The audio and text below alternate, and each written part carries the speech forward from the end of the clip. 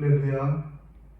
오늘 은혜받을 하나님의 말씀은 베드로전서 2장 11절부터 17절 말씀입니다. 베드로전서 2장 11절부터 17절 말씀 제가 받들어 봉독하도록 하겠습니다. 사랑하는 자들아, 거름과 나그네 같은 너희를 권하노니 영혼을 거슬러 싸우는 육체의 정욕을 제어하라. 너희가 이방인 중에서 행실을 선하게 가져 너희를 악행한다고 비방하는 자들로 하여금 너희 선한 일을 보고 오시는 날에 하나님께 영광을 돌리게 하려 함이라. 인간의 모든 제도를 주를 위하여 순종하되 혹은 위에 있는 왕이나 혹은 그가 악행하는 자를 징벌하고 선행하는 자를 포상하기 위하여 보낸 총독에게 하라. 곧 선행으로 어리석은 사람의 무식한 말을 막으시는 것이라. 너희는 자유가 있으나 그 자유로 악을 가리는 데 쓰지 말고 오직 하나님의 종과 같이 하라. 무사람을 공경하며 형제를 사랑하며 하나님을 두려워하며 왕을 존대하라. 아멘. 할렐루야. 우리는 천국 시민입니다. 우리는 예수님을 믿음으로 말미암아 하나님의 자녀가 되고 또 천국 시민이 되었습니다. 우리가 이처럼 천국 시민권자가 된 것은 무엇으로 말미암습니까? 바로 우리의 믿음으로 말미암고 가장 크게는 하나님의 은혜요 하나님의 선물이라는 것입니다. 에베소서 2장 8절과 9절을 보면 너희는 그 은혜에 의하여 믿음으로 말미암아 구원을 받았으니 이것은 너희에게서 난 것이 아니요 하나님의 선물이다. 행위에서 난 것이 아니니 이는 누구든지 자랑하지 못하게 하려 함이다 라고 말씀합니다. 우리가 구원받고 하나님의 자녀가 되고 천국 시민권자가 된 것은 오직 하나님의 은혜요 하나님의 선물이다 라고 이렇게 말씀하고 있습니다. 그러기 우리가 자랑하기보다는 이렇게 귀한 선물을 주신 하나님 앞에 감사할 수 있는 우리가 될 수 있게 되기를 바랍니다. 우리는 천국 시민권자로서 이중 국적자입니다. 어떠한 국적이 더 좋을까요? 우리 대한민국 국민이라는 것이 귀하고 복되지만 천국 시민권자라는 것이 너무너무 귀하고 복된 줄로 믿습니다. 사도 바울은 천국 시민권자라는 그런 확신 가운데에서 그는 고백하기를 내가 그 둘 사이에 끼었으니 차라리 세상을 떠나 그리스도와 함께 있는 것이 훨씬 더 좋은 일이라 그렇게 하고 싶으나 라고 말하면서 이제 하나님의 나라가 훨씬 더 좋다라고 이렇게 고백하고 있는 것을 볼 때에 우리는 천국 시민권자임을 기억하면서 기쁨 가운데 살 수 있는 우리가 될 수 있기를 바랍니다. 그러나 그럼에도 불구하고 우리는 대한민국 국민으로서 우리는 이 세상에서 하나님 보시기에 기뻐하는 삶을 살아야 할 것입니다. 그럼 우리는 이 세상 가운데서 어떠한 삶을 살아야 할까요? 먼저 오늘 본문을 중심으로 해서 우리가 어떻게 살아야 할 것인가를 생각해 보기를 원하는데 먼저 우리는 하나님의 사랑을 받는 사람들인 것을 기억하면서 살 수 있는 우리가 될 수 있기를 바랍니다. 오늘 본문 11절에 보면 사랑하는 자들아 라고 말씀합니다. 우리 하나님께서 우리를 사랑하신다라고 이렇게 말씀하고 있습니다. 우리는 하나님의 사랑을 받는 그런 자들이라는 것입니다. 그러면 세상은 우리를 어떻게 할까요? 요한복음 15장 19절에 보니까 너희가 세상에 속하였으면 세상이 자기의 것을 사랑할 것이나 너희는 세상에 속한 자가 아니요 도리어 내가 너희를 세상에서 택하였기 때문에 세상이 너희를 미워하느니라 라고 말씀합니다. 하나님은 우리를 사랑하시지만 세상은 우리를 미워한다라고 말씀하고 있습니다. 왜 그렇습니까? 우리가 세상에 속한 자가 아니라 하나님께 속한 자가 되었기에 하나님은 우리를 사랑하시고 세상은 우리를 미워한다라고 말씀하고 있다는 것입니다. 그러나 분명한 것은 세상이 우리를 미워해도 하나님은 우리를 사랑하시되 끝까지 사랑하심을 믿고 감사함으로 세상의 미움을 이겨나갈 수 있는 우리가 될 수 있게 되기를 바랍니다. 하나님이 우리를 사랑하는 그 사랑은 어떠한 사랑입니까? 야곱이 그의 12아들 중에서 요셉을 유독이 사랑하여서 색동옷을 입힌 것처럼 하나님께서 우리를 유독이 사랑하십니다. 또 하나님은 에서는 미워하고 야곱을 사랑한 것처럼 하나님께서 우리를 특별하게 사랑하고 있다는 것입니다. 이처럼 우리는 하나님의 한량없는 사랑을 입고 있음을 기억하면서 그 하나님의 사랑에 감사할 수 있는 우리가 될 수 있게 되기를 바랍니다. 또 오늘 본문을 통해서 우리가 알 수 있는 것은 무엇입니까? 우리는 세상 가운데 나그네라는 것입니다. 창세기 47장에 보면 야곱이 자신의 인생을 돌아보면서 내 나그네 길의 세월이 130년이니이다 라고 말합니다. 야곱은 인생을 나그네 길의 세월이라고 이렇게 표현하고 있는 것처럼 오늘 본문에서도 이렇게 말합니다. 사랑하는 자들아, 거류민과 나그네 같은 너희를 권하노니 너희 영혼을 거슬러 싸우는 육체의 정욕을 제어하라 라고 했습니다. 우리를 향해서 거류민과 나그네라고 이렇게 말합니다. 거류민과 나그네의 공통점은 무엇입니까? 그것은 살고 있는 이곳이 우리의 정착지가 아니고 잠시 머물고 언젠가는 떠나는 그런 존재들이라는 것입니다. 그러게 우리는 이제 언제든지 떠날 준비를 하고 살아야 합니다. 우리가 살고 있는 이곳, 이 땅은 우리가 잠시 머물고 이제 지나가는 곳이지 이곳이 종착점이 아님을 기억하면서 하나님 나라 소망을 가지고 살아갈 수 있는 우리가 될 수 있기를 바랍니다. 예전에 아빠 찾아 산말리라는 그 TV 프로그램을 본 적이 있는데 히말라야에서 돈을 벌러 온 우리 사람들이 이 땅에 살면서 이제 많은 것들을 또 누리고 또 많은 것들을 이렇게 벌어들이고 이렇게 이 땅에 너무 좋다고 생각하면서 살아가고 있지만 그들의 마음은 늘 히말라야에 가 있는 것을 보게 됐습니다. 우리도 마찬가지여야 할 줄 믿습니다.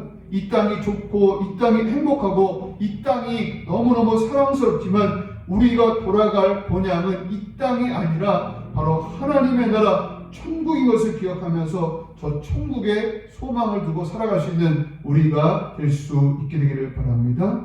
그럼 우리 세상 가운데 어떻게 살아야 할까요? 먼저 오늘 본문을 통해서 이제 말씀하기를 육체의 정욕을 제어하는 삶을 살아야 한다라고 말씀합니다. 11절을 다시 한번 읽어보면 사랑하는 자들아 거류민과 나그네 같은 너희를 권하노니 너희 영혼을 너희 영혼을 거슬러 싸우는 육체의 정욕을 제어하라 라고 말씀합니다. 육체의 정욕을 제어하는 삶을 살라라고 이렇게 말씀하고 있는 것입니다. 그럼 육체의 정욕은 어떤 것들이 있을까요? 우리 사람들이 추구하고 있는 그 육체의 정욕은 어떤 것이 있을까요? 갈라디아서 5장 19절로부터 21절에 보면 육체의 일은 분명하니 곧 음행과 더러운 것과 호색과 우상 숭배와 주술과 원수 맺는 것과 분쟁과 시기와 분냄과 당짓는 것과 분열함과 이단과 투기와 술취함과 방탕함과 또 그와 같은 것들이다 라고 말씀하고 있습니다. 우리는 이러한 것들을 이제 금하며 제어하며 살아야 한다는 것입니다. 우리는 투기 또 술취함 방탕 이런 것들을 이제 제어하며 우리가 살아갈 수 있는 우리가 될 수 있기를 바랍니다. 그럼 우리가 이런 것들을 제어해야 하는 이유가 무엇입니까?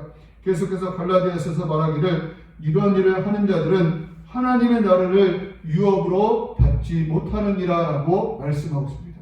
이런 육체의 정욕을 제어하지 못하는 사람은 하나님의 나라를 유업으로 받지 못하느니라 라고 말하고 있음을 기억하면서 육체의 일을 제어하며 설 수 있는 우리가 될 수 있기를 주님의 이름으로 축복합니다. 그럼 두 번째로 우리는 어떻게 살아야 할까요? 우리는 이방인 중에서 행실을 선하게 가져야 합니다. 오늘 본문 12절에 보면 너희가 이방인 중에서 행실을 선하게 가져 너희를 악행한다고 비방하는 자들로 하여금 너희 선한 일을 보고 오시는 날에 하나님께 영광을 돌리게 하려 합니다. 라고 말씀합니다. 이방인 중에서 행실을 선하게 가져야 한다라고 말씀하고 있습니다. 예수님께서도 이와 유사한 말씀을 하셨는데 너희는 세상의 빛이다 라고 말씀하셨고 또 세상의 소금이라고 말씀하시면서 너희 착한 행실을 보고 하나님께 영광을 돌리게 하라라고 말씀하고 있는 것을 봅니다. 우리가 세상 가운데 착한 행실을 통해서 이제 하나님 앞에 영광을 돌릴 수 있는 우리가 될 수 있기를 바랍니다. 이방인들이 우리를 미워하고 이방인들이 악을 악으로 갚고 또 선을 악으로 갚는다 할지라도 우리는 그럼에도 불구하고 이방인 중에서 행실을 선하게 가져 이제 하나님 앞에 영광을 돌릴 수 있는 우리가 될 수 있게 되기를 바랍니다. 우리가 우리에게 잘하는 사람에게만 잘한다면 우리는 이방인보다도 더 나은 것이 없다 할 것입니다.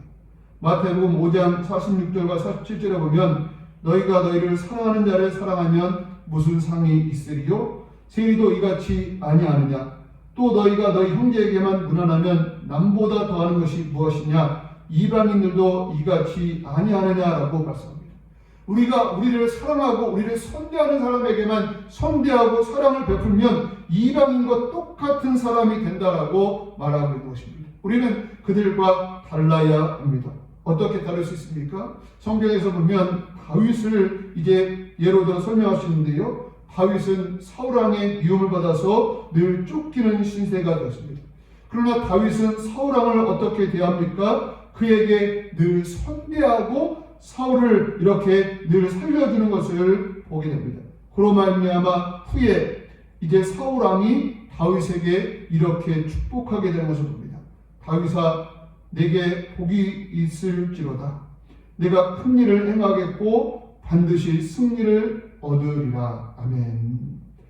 다윗은 사울왕에게 계속적으로 선을 행하고 선을 행하는 가운데 그에게 축복을 받았던 것을 보게 됩니다.